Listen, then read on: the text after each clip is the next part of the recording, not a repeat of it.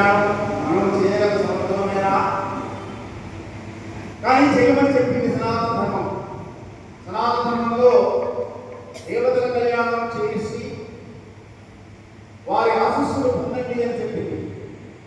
ఎందుకు చెప్పింది అని ఒకసారి మనం పరిశీలన చేస్తే, నిజానికి కళ్యాణోత్సవంలో పాల్గొనడం అనేటువంటిది ఒక ఉత్సవం, అంటే ఆనందదాయకమైనటువంటి సందర్భం, ఆహ్లాదంగా ఉండేటువంటి విషయం.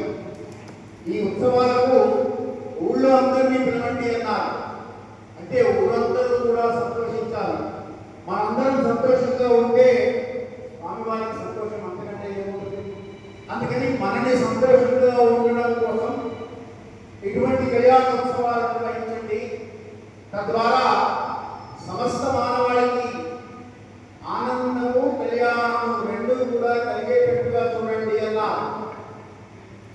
అంటే కళ్యాణం జరగడము అంటే మీరు గమనించండి, ఎవరింట్లో ఉన్న వివాహం జరుగుతుంది అంటే ఆ ఇంట్లో ఉన్న వాళ్ళకే కాదు, ఆ ఇంటికి వచ్చిన వాళ్ళకి, చుట్టుపక్కల వాళ్ళకి, అందరికీ కూడా ఏ విధమైనటువంటి చింత ఉండదు మనస్సులో. బంధుమిత్రులందరూ కూడా ఆనందంగా, సంతోషంగా, ఆహ్లాదంగా, ఉత్సాహంగా ఆ వివాహంలో పాల్గొంటారు. అంటే చింత లేనటువంటి జీవితం ఒక వివాహ సమయంలో మాత్రం సందర్భం అందరికీ వస్తుంది. వివాహం అయిన తర్వాత ఎలా ఉంటుంది అని నన్ను అంటండి, ఎవరి వాళ్ళే అనుభవం. కానీ వివాహ సందర్భంలో మాత్రం, కళ్యాణ సమయంలో మాత్రం ఆ 2 రోజులు, 3 రోజులు, 5 రోజులు, ఎన్ని రోజులు జరిగితే అన్ని రోజులు చింతాయోర్మధ్యే చింతానామగరీయసి అంటుంది శాసనం. అంటే మరణించిన తర్వాత పేర్చేటువంటి స్థితిలో నుండి వచ్చేటువంటి అగ్ని జ్వాలలు గ్రహిస్తుంటే ఉండేటువంటి బాధ కంటే చింత అనేటువంటి అగ్ని ఏదైతే లోపల గ్రహిస్తూ ఉంటుందో అది చాలా బాధాకరమయ్యా. చింతాయోర్మధ్యే చింతానామగరీయసి అన్నది అది ఇంకా ఎక్కువ కష్టం, ఆ చింతను భరించడం. ఎందువల్ల చితిమంటలు చితాదహనీవ ప్రాణయుతం వపుః, ప్రాణం ఉన్నటువంటి శరీరాన్ని కాల్చేది అంటే చింత. ఆ చింతలు లేకుండా ఉండాలి అంటే ఇటువంటి దేవతల కళ్యాణోత్సవం చేస్తూ ఉంటే, చేయిస్తూ ఉంటే కర్త కారయిత చేవ ప్రేరకశ్చ అనుమోదకః సుకృతం దుష్కృతం చేవ చత్వారి సమభాగినః. అంటే ఎవరైనా చేసినా, దానికి కారణంగా ఎవరైనా సహకారం అందించినా, దానికి మీతోటి వాళ్ళందరూ కూర్చొని ప్రేరణ కల్పించిన, ఇటువంటి వాళ్ళు ఆమోదించిన, వీరందరికీ కూడా కర్త కారయిత చేవ ప్రేరకశ్చ అనుమోదకః సుకృతం దుష్కృతం చేవ చత్వారి సమభాగినః, సమమైనటువంటి బుద్ధి లభిస్తుంది.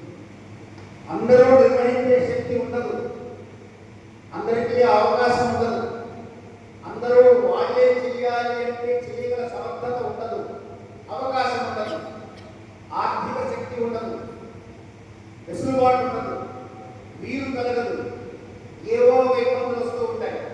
కానీ ఎవరన్నా చేస్తూ ఉంటే నువ్వు వెళ్ళి అక్కడ కూర్చోవయ్యా, దాంట్లో కూడా నీకు అంత పుణ్యము లభిస్తుంది అన్నారు.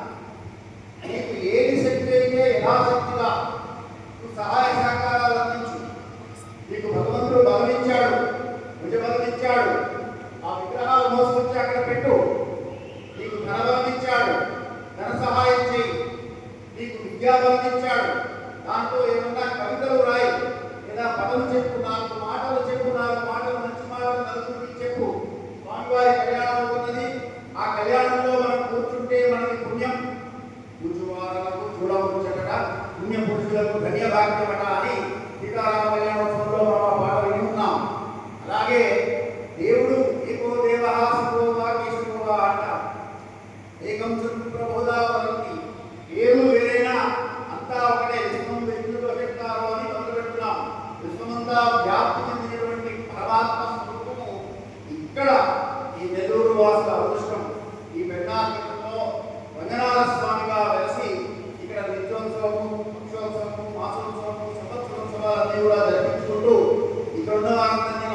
కాదు, సమస్త భూమండలాన్ని రక్షిస్తున్నటువంటి స్వామి. ఆ స్వామి కళ్యాణోత్సవం చేయగలగడం, అందులో మనం పాల్గొనగలగడం మనందరికీ విశేషమైనటువంటి పుణ్యఫలం. అందులో ఏమాత్రం సందేహం లేదు. ఇవాళ ఉన్నటువంటి వాళ్ళందరూ ఇవాళ ఆదివారం, నిజానికి అందరికీ సెలవే, ఎవరు ఏ కారణం ఇవ్వడానికి అవకాశం లేదు. కానీ ఇటువంటి కార్యక్రమాల్లో కొంతమంది మాత్రమే పాల్గొంటారు. ఎందువల్ల అంటే వాళ్ళకి ఆ స్వామి అనుగ్రహం ఉన్నవాళ్ళు మాత్రమే ఇక్కడ పాల్గొనగలరు, ఎవరు పడితే వాళ్ళు కాలేదు. కాబట్టి మనకు అనుగ్రహం కలిగింది కాబట్టి మనం ఆనందిద్దాం. పండితోత్తములుగా ఈ కార్యక్రమం అంతా కూడా నిర్వహిస్తారు. చక్కగా చూద్దాం, చక్కగా కళ్ళెదురుగా జరిగేటువంటి కళ్యాణోత్సవాన్ని మనం కలిగిద్దాం. తర్వాత అక్షతలు ఇస్తాం, తీసుకుందాం, ఆ ప్రసాదం ఇంటికి తీసుకెళ్దాం, రాని వాళ్ళకి కూడా పంచిపెడదాం. వారికి కూడా శుభం కలగాలి. వసుదైక కుటుంబకం లోకా సమస్తా సుఖినో భవంతు అంటే సనాతన ధర్మం.